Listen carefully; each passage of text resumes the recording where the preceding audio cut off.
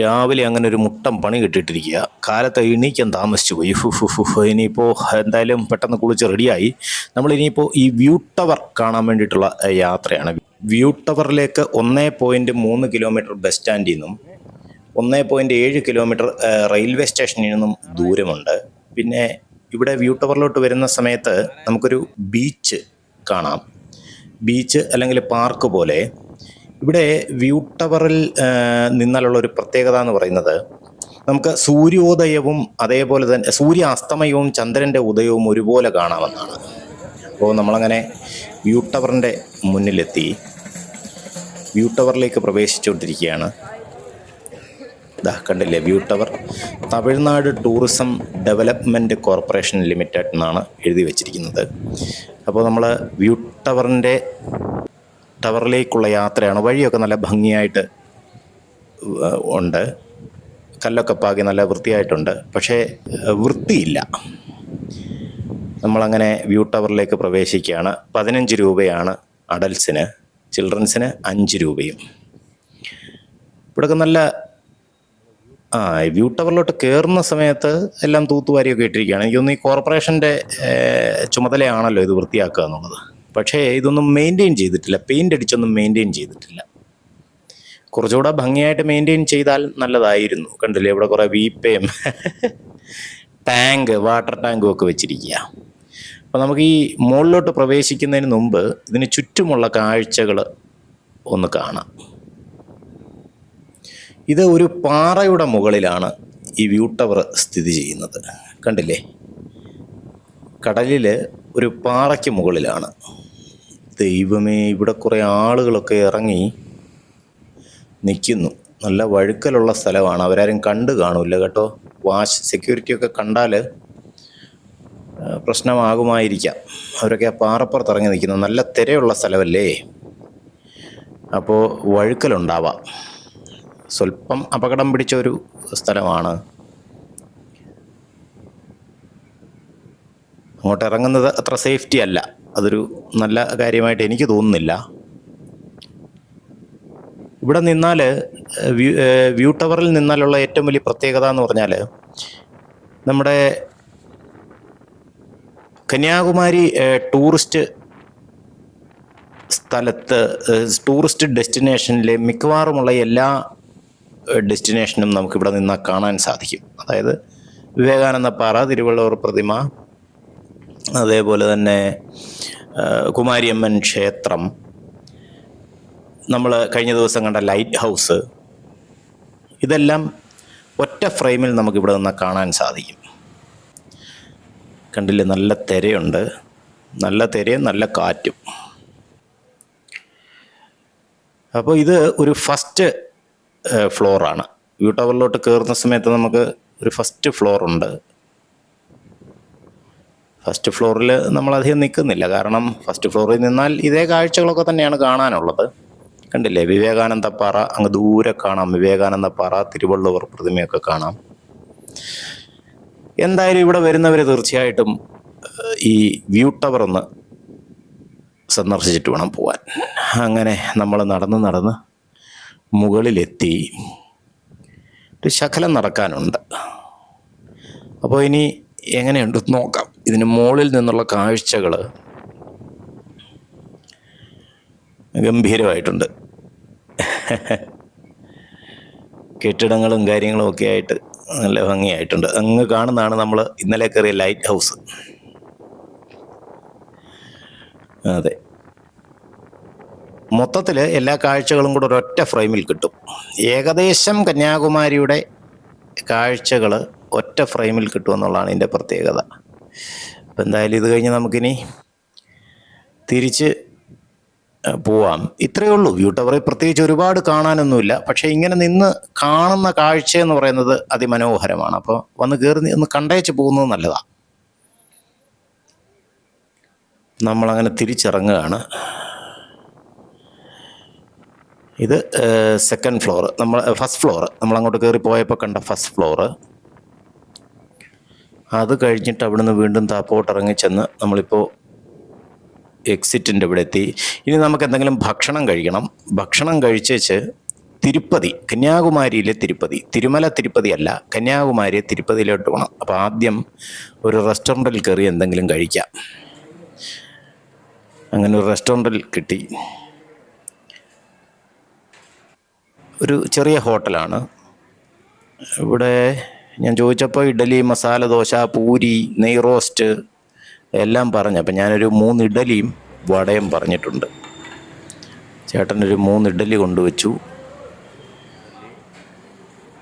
ഇനി സാമ്പാർ, 2 ടൈപ്പ് ചമ്മന്തി, ഇഡ്ഡലി, വട, ഒരു വടയും കൂടെ വെച്ചിട്ടുണ്ട്. എങ്ങനെയുണ്ടോ നോക്കാം. സാമ്പാർ ഒഴിച്ചു, വെള്ളച്ചമ്മന്തി, ഇനി ഒരു ചുവന്ന ചമ്മന്തി. എങ്ങനെയുണ്ടോ നോക്കാം.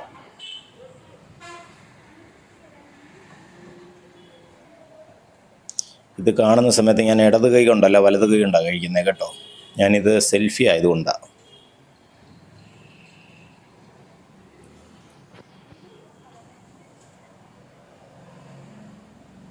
വെള്ളച്ചമ്മന്തിയിലും ചുമന്ന ചമ്മന്തിയിലും സാമ്പാറിലും മുക്കി നോക്കാം.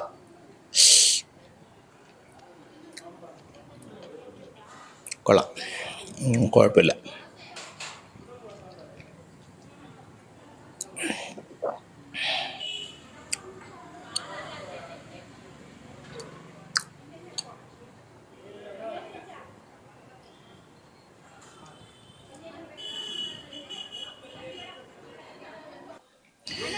ഞാൻ ഇഡ്ഡലിയൊക്കെ കഴിച്ചു കഴിഞ്ഞപ്പോൾ ഒരു പൂരിയും കൂടെ ഓർഡർ ചെയ്തു. പൂരിയും ചായയും.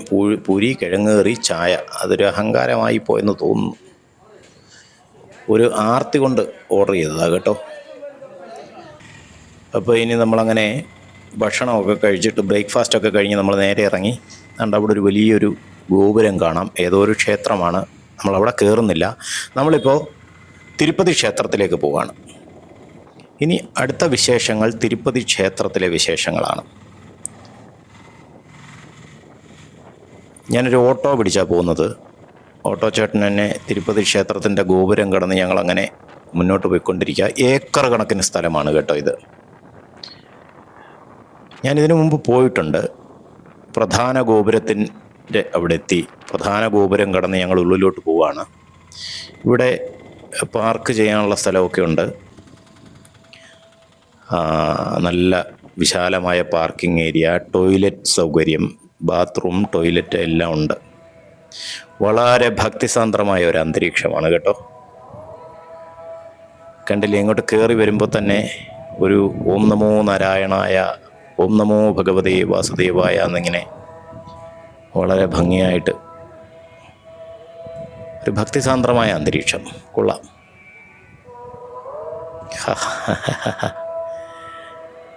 അതിസുന്ദരമായ ഒരു കാഴ്ചയാണ് കേട്ടോ. തീർച്ചയായിട്ടും കന്യാകുമാരിയിൽ വരുന്നവർ ഉറപ്പായിട്ടും ഈ തിരുപ്പതി ക്ഷേത്രം ഒന്ന് സന്ദർശിച്ചിട്ട് വേണം പോകാൻ. നല്ല വൃത്തിയാണ് ഇവിടെയൊക്കെ. അങ്ങനെ നമ്മൾ തിരുപ്പതി ക്ഷേത്രത്തിൻ്റെ സ്റ്റെപ്പുകൾ അങ്ങോട്ട് കയറിക്കൊണ്ടിരിക്കുക. ശരിക്കും ഈ തിരുമല തിരുപ്പതിയിലാണെങ്കിൽ ഇങ്ങനെ സ്റ്റെപ്പ് കയറേണ്ട കാര്യമില്ല. കാരണം അവിടെ സ്റ്റെപ്പ് ഇറങ്ങുകയാണ്, താപ്പോട്ടാണ് ക്ഷേത്രം. തിരുമല കയറി മുകളിലോട്ട് ചെന്നിട്ട് അവിടെ ചെന്നിട്ട് തിരിച്ച് താപ്പോട്ടാണ് ക്ഷേത്രം. ഇവിടെ പക്ഷേ നേരെ മുകളിലോട്ടാണ്, സ്റ്റെപ്പ് കയറി ചെന്ന് തൊഴുകയാണ്. ഇത് തിരുപ്പതി ദേവസ്ഥാനത്തിൻ്റെ അധീനതയിലുള്ള ഒരു ക്ഷേത്രമാണ്. തിരുമല തിരുപ്പതി ദേവസ്ഥാനത്തിൻ്റെ അധീനതയിൽ കുറച്ച് നാളുകളെ ആയുള്ളൂ വന്നിട്ട്. ഇവിടുത്തെ ഏറ്റവും വിസ്മയകരമായ കാഴ്ച എന്ന് പറയുന്നത് 3 വിസ്മയ കാഴ്ചകൾ ഒരുമിച്ച് കൂടുന്ന ഒരു സ്ഥലമാണ്. വിവേകാനന്ദപ്പാറ, തിരുവള്ളുവർ പ്രതിമ, അതുപോലെ ഇതും ഒരു വിസ്മയമാണല്ലോ. കൊള്ളാം. അപ്പോൾ 3 വിസ്മയ കാഴ്ചകൾ ഒരുമിച്ച് കൂടുന്ന ഒരു സ്ഥലമാണ് വിവേകാനന്ദപ്പാറ, തിരുവള്ളുവർ പ്രതിമ. അതേപോലെ ഈ തിരുപ്പതി ക്ഷേത്രവും ഒരു വിസ്മയ കാഴ്ച തന്നെയാണ്. കരകൗശല വിദഗ്ധന്മാരുടെ വളരെയധികം നൈപുണ്യം ഇവിടെ ഉണ്ട്. കണ്ടില്ലേ, നല്ല ഭംഗിയായിട്ട് എന്തോ ഒരു ചക്രം വരച്ചിട്ടുണ്ട്. വലിയ ബലിക്കല്ല് അതിനോട് ചേർന്ന് തന്നെ കൊടിമരം. പക്ഷേ ഒരു കുഴപ്പമുള്ളത്, ഇതിനകത്ത് ക്യാമറ അലൗഡ് അല്ല. ഞാൻ ക്യാമറയും കൊണ്ട് കയറി ചെന്നപ്പോൾ അവർ ക്യാമറ എടുക്കാൻ പാടില്ല, അതെല്ലാം എടുത്തകത്ത് വെക്കാൻ പറഞ്ഞു. ക്യാമറ അലൗഡ് അല്ല. അപ്പോൾ ഞാൻ തൊഴുതിട്ടിറങ്ങി പുറത്ത് വന്ന് ഉള്ള കാഴ്ചകളാണ്.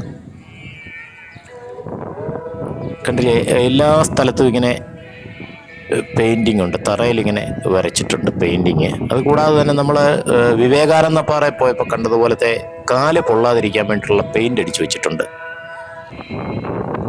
കണ്ടില്ലേ, ഇവിടെ നിന്നാൽ വിവേകാനന്ദ പാറയും തിരുവള്ളുവർ പ്രതിമയും നമുക്ക് കൃത്യമായിട്ട് കാണാം.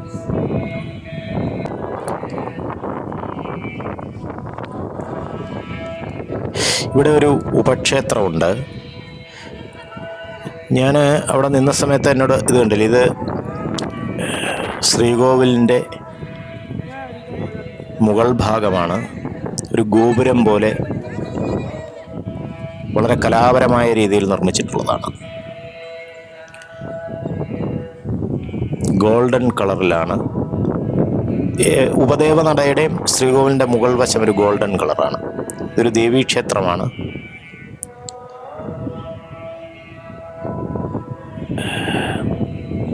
ഗണപതി ക്ഷേത്രമാണ്. പക്ഷേ നമുക്ക് ആ അകത്തോട്ടുള്ള കാഴ്ചകൾ എടുക്കാൻ പാടില്ല എന്ന് പറഞ്ഞാൽ കണ്ടില്ലേ, വിവേകാനന്ദ പാറയും തിരുവള്ളുവർ പ്രതിമയും ഇവിടെ നിന്നാൽ നല്ല ഭംഗിയായിട്ട് കാണാൻ പറ്റും.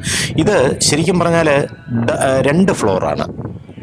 താഴെ ഒരു നിലയുണ്ട്. അപ്പോൾ അവിടെ എനിക്ക് തോന്നുന്നു ഈ ഓഫീസും കാര്യങ്ങളും അല്ലെങ്കിൽ ഈ തിരുപ്പതിയിലെ ചില സന്യാസിമാർക്കൊക്കെ താമസിക്കാനുള്ള സ്ഥലമോ എന്തോ ആണ്.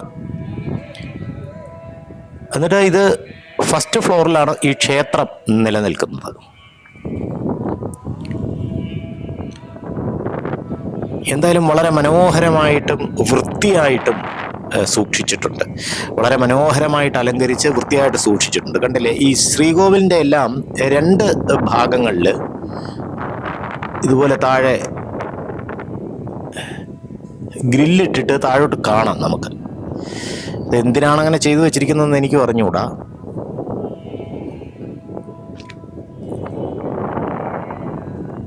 പ്രധാന ശ്രീകോവിലിൻ്റെ 4 ഭാഗത്തും ഇതുപോലെ ഒരു ഹോളുണ്ട്. നീളത്തിൽ ഗ്രില്ലടിച്ച് കുഴി പോലെ ഇട്ടിട്ടുണ്ട്. എനിക്കൊന്നും ഈ ശ്രീകോവിലേക്ക് ആരും തൊടാതിരിക്കാൻ വേണ്ടി കമ്പിവേലിയൊക്കെ വെച്ചിട്ടുണ്ട്. അതുകൂടാതെ മറ്റ് അശുദ്ധികളൊന്നും ഉണ്ടാകാതിരിക്കാൻ വേണ്ടിയിട്ടാവണം. ഇവിടെയും ഏതോ ഒരു ചക്രം നല്ല ഭംഗിയായിട്ട് ഡിസൈൻ ചെയ്ത് വരച്ചു വെച്ചിട്ടുണ്ട്. അത് കോലമൊക്കെ വരയ്ക്കുന്നത് പോലെയുള്ള ഒരു ചക്രമാണ്. പക്ഷെ അത് ടെമ്പററി അല്ല, പെർമനൻ്റായിട്ട് വരച്ചു വെച്ചിരിക്കുന്ന. ഇവിടെ മറ്റൊരു ഉപക്ഷേത്രം. ഇത് പ്രധാന ശ്രീകോവിലിന് ഞാൻ പറഞ്ഞില്ലേ, ഒരു പ്രധാന ശ്രീകോവിലിലെ ഒരു ഹോളാണ്. ഇത് പ്രധാന ശ്രീകോവിലിൻ്റെ ഗോപുരം.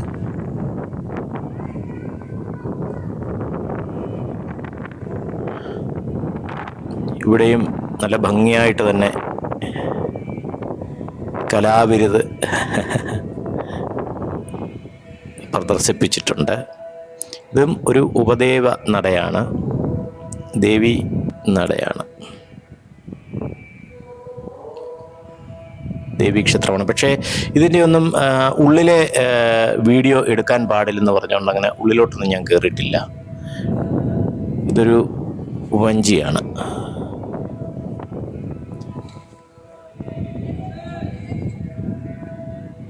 കണ്ടില്ലേ, ഇതിൻ്റെയും 2 ഭാഗങ്ങളിൽ ഇത് ഗോപുരം, ശ്രീകോവിലിന് മുകളിലെ താഴെക്കുടം ഗോപുരം, ഇത് താഴെ ഒരു ഹോളാണ്. വലിയ ശ്രീകോവിലിൻ്റെ 3 ഭാഗത്തും ഹോളാണ്. ഒരു ഭാഗം മാത്രം പ്രവേശന കവാടമായിട്ടും ബാക്കി 3 ഭാഗത്തും ഹോളാണ്. വളരെ ഭക്തിസാന്ദ്രമായ ഒരു അന്തരീക്ഷമാണ്. നല്ല വൃത്തിയുണ്ട്, ശാന്തതയുണ്ട്. കാരണം എത്ര ആൾ വന്നാലും, കുറച്ച് ആളുകളൊക്കെ കൂടുതൽ വന്നാലും അക്കോമഡേറ്റ് ചെയ്യാനുള്ള സ്ഥലമുണ്ട് ഇവിടെ. അതുകൊണ്ട് തന്നെ വളരെ ശാന്തമായൊരു പ്രതീതിയാണ്. പിന്നെ വെയിലൊക്കെ ഉണ്ടെങ്കിലും തറ ചൂടാകത്തില്ല. തറയിൽ അതിനു വേണ്ടിയിട്ട് കണ്ടില്ലേ ഒരു പെയിൻ്റ് അടിച്ച് ഇട്ടിട്ടുണ്ട്. അതിൻ്റെ എന്താണെന്ന് എനിക്ക് അറിഞ്ഞുകൂടാ, ഞാനതങ്ങ് മറന്നുപോയി. നമ്മൾ ഈ വീടിൻ്റെ ടെറസിലൊക്കെ അടിക്കുന്ന ടൈപ്പ് പെയിൻ്റാണ്. അപ്പം അത് കാല് പൊള്ളില്ല. ആകാശവും ഗോപുരവും കൂടെ ചേരുന്ന ഒരു കാഴ്ച വളരെ ഭംഗിയാണ്. നമ്മൾ ഇവിടുന്ന് ഇങ്ങനെ നടന്നു വരുമ്പോൾ അവിടെ പ്രസാദം കൊടുക്കുന്ന ഒരു സ്ഥലം, മനോഹരമായ കൊത്തുപണിയാണ്, കല്ലിൽ നിർമ്മിച്ചതാണ്, മുഴുവൻ കല്ലിൽ നിർമ്മിച്ചിരിക്കുകയാണ് ക്ഷേത്രം മുഴുവൻ. ഇവിടെ ഒരു ചെറിയ ഗ്രില്ലിനുള്ളിൽ പ്രസാദം കൊടുക്കുന്നുണ്ട്. അപ്പോൾ അതെന്താണെന്ന് നോക്കിയിട്ട് വരാം.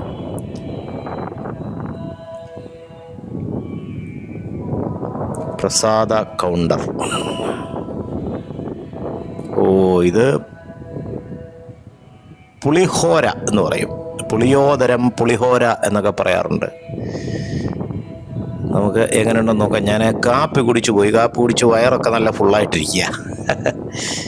എങ്കിലും നോക്കാം. അവിടെ കണ്ടില്ലേ, നമുക്ക് ഇത് ഭക്ഷണം കഴിച്ചിട്ട് ഇടാനുള്ള ഡസ്റ്റ്ബിന്നും കൈ കഴുകാനുള്ള സ്ഥലം, വാഷ് ബേസിനും കാര്യങ്ങളൊക്കെ ഉണ്ട്. അപ്പം നമുക്ക് ഇതൊന്ന് കഴിച്ച് നോക്കാം എങ്ങനെയുണ്ടെന്ന്. ഞാൻ കൈയൊക്കെ ഒന്ന് കഴുകി.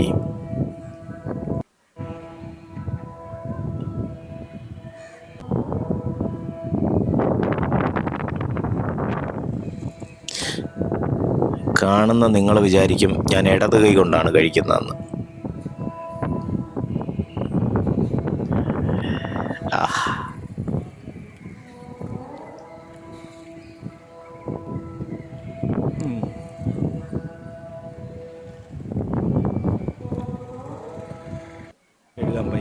കണ്ടില്ലേ, വാഷ് ബേസിൻ, അതേപോലെ വേസ്റ്റ് ഇടാനുള്ള ഡസ്റ്റ്ബിന്ന്, 2 വാഷ് ബേസിനുണ്ട്. നമുക്ക് കൈയൊക്കെ കഴുകിയിട്ട് ഞാനങ്ങനെ തിരിച്ച് പുറപ്പെടാനുള്ള തയ്യാറെടുപ്പിലാണ്. ഇവിടെയെല്ലാം പല നിറങ്ങൾ കൊണ്ട് അലങ്കരിച്ചിരിക്കുന്ന ചില ചിത്രപ്പണികൾ തറയിലൊക്കെ ഇങ്ങനെ വരച്ചിട്ടുണ്ട്.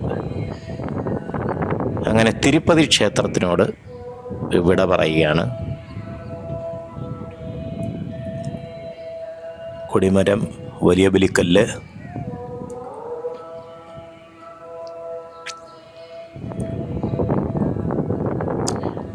മറ്റെന്തോ ഒരു ഓഫീസ് പോലെ ഒരു റൂം അപ്പുറത്ത് പണിഞ്ഞിട്ടുണ്ട്. അത് എന്താണെന്നൊന്ന് നോക്കാൻ വേണ്ടിയിട്ട് ഞാൻ അങ്ങോട്ട് പോവാണ്. അതിൻ്റെ മുന്നിലും എന്തോ തറയിൽ വരച്ച് വെച്ചിട്ടുണ്ട്, കോലം വരച്ചിരിക്കുന്നത് പോലെ പെർമനൻ്റായിട്ട് പെയിൻറ് കൊണ്ട് ചെയ്തിരിക്കുകയാണ്.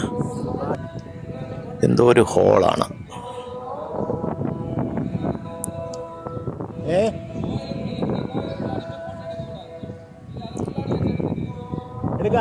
തിരുപ്പതി ഭഗവാന്റെ രൂപം തിരുപ്പതിയിലെ കൂട്ട് തന്നെയാണ് ഇവിടെയും പ്രതിഷ്ഠിച്ചിരിക്കുന്നത്. പക്ഷേ ആ ക്ഷേത്രം എന്ന് പറയുന്നത് തിരുപ്പതി ക്ഷേത്രത്തിന് ഈക്വലായിട്ട് എന്ന് പറഞ്ഞാൽ അതേ സെയിം ആയിട്ടൊന്നുമല്ല ചെയ്തിരിക്കുന്നത്. ഒരുപാട് വ്യത്യാസങ്ങളുണ്ട്. പക്ഷേ എന്നാലും കൊള്ളാം. തിരുപ്പതി ക്ഷേത്രത്തിൽ പോകുന്ന അല്ലെങ്കിൽ തിരുപ്പതി കോവിലിൽ പോകുന്ന ഒരു പ്രതീതിയൊന്നും ഇവിടെ വന്നാൽ നമുക്ക് കിട്ടത്തില്ല. എങ്കിലും വളരെ ശാന്തസുന്ദരമായ ഒരു സ്ഥലമാണ്. വലിയ ഗ്രൗണ്ടും എല്ലാം നല്ല വൃത്തിയായിട്ട് സൂക്ഷിച്ചിരിക്കുന്നു എന്നുള്ളതാണ് ഇവിടുത്തെ ഏറ്റവും വലിയ പ്രത്യേകത. കണ്ടില്ലേ, ഗാർഡൻ ചെയ്തിരിക്കുന്നത് പോലും, അതിൽ പോലും അവരുടെ ആ ഒരു കലാവിരുത് കൃത്യമായിട്ട് കാണിച്ചിട്ടുണ്ട്. ആ ഒരു നീറ്റായിട്ടാണ് ചെയ്തിരിക്കുന്നത്. കണ്ടില്ലേ, ഗാർഡനൊക്കെ നല്ല ഭംഗിയായിട്ടുണ്ട്. വെറുതെ ഇങ്ങനെ സാധാരണ ക്ഷേത്രങ്ങളിൽ നമ്മുടെ ഈ ചില ക്ഷേത്രങ്ങളിൽ കാണുന്നത് പോലെ വെറുതെ ചെടിയൊക്കെ നട്ട് കളയൊന്നും പറിക്കാതെ വെറുതെ അങ്ങിട്ടിരിക്കുന്നതല്ല, കാട് കയറി കിടക്കുകയല്ല. അത് കൃത്യമായിട്ട് മെയിൻറ്റെയിൻ ചെയ്തിട്ടുണ്ട്. ഇവിടെ ഒരു ഈ വിളക്ക് അല്ലെങ്കിൽ ഈ ലൈറ്റ് ഉണ്ട്, കണ്ടില്ലേ, തിരുപ്പതി ഭഗവാന്റെ ആ ഒരു സിമ്പല് അതിൽ എല്ലാ വിളക്കുമാടത്തിൻ്റെയും പിന്നെ മധ്യത്തിൽ തിരുപ്പതി ഭഗവാന്റെ ഒരു സിമ്പലുണ്ട്. അതുപോലെ തന്നെ എപ്പോഴും ഇങ്ങനെ ഓം നമോ ഭഗവതേ വാസുദേവായ എന്നിങ്ങനെ മന്ത്രങ്ങൾ ഉരുവിട്ടുകൊണ്ടേയിരിക്കുകയാണ്. ഇവിടെ ഇങ്ങനെ നടന്നു വരുമ്പോൾ ഇവിടെ ഒരു കണ്ടില്ലേ, നല്ല വിശാലമായ പാർക്കിംഗ് ഗ്രൗണ്ടാണ്. എത്ര വണ്ടികൾ വേണേൽ വന്ന് പാർക്ക് ചെയ്യാം. 2 ബസ്സുകൾ കിടപ്പുണ്ട്.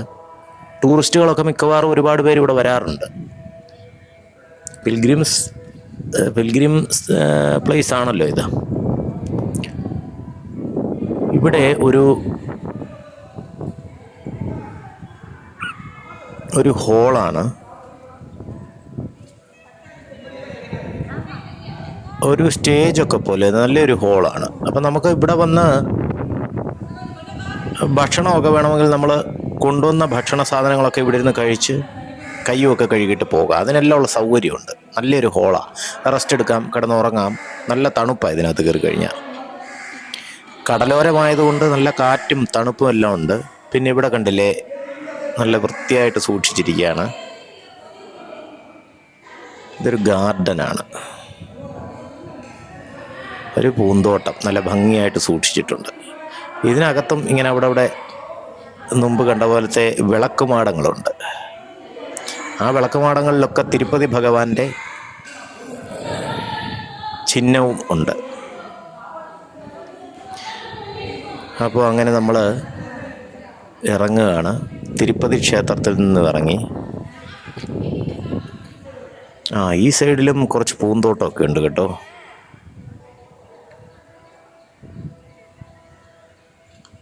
മണ്ണൊക്കെ നല്ല കിളച്ച് ഇട്ടിട്ടുണ്ട്. ചെടികളൊക്കെ ധാരാളമായിട്ടുണ്ട്. അവിടെ എല്ലാം മഞ്ഞ നിറത്തിലുള്ള പൂക്കളാണ് കൂടുതലും കാണുന്നത്.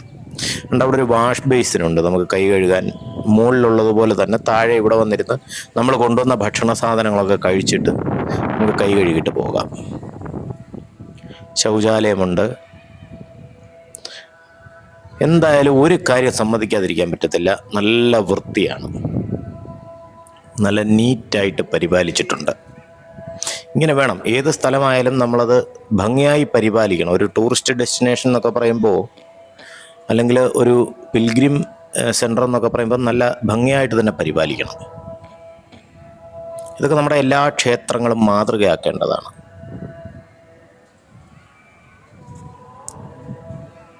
ശുദ്ധി മാത്രം പോരാ, ക്ഷേത്രത്തിൽ ശുദ്ധി മാത്രം പോരാ, വൃത്തിയും വേണം. അപ്പം നമ്മൾ ഓട്ടോ ചേട്ടൻ്റെ കൂടെ തിരിച്ചു പോവാണ്. ഞാനൊരു ഓട്ടോയിലാണ് ഇങ്ങോട്ട് വന്നത്. അപ്പം ചേട്ടൻ്റെ കൂടെ തിരിച്ചു പോവാണ്. അങ്ങനെ നമ്മൾ തിരുപ്പതി ക്ഷേത്രത്തോട് വിട പറഞ്ഞു യാത്രയാകുകയാണ്. ഒരു പ്രത്യേക അനുഭവമായിരുന്നു കേട്ടോ.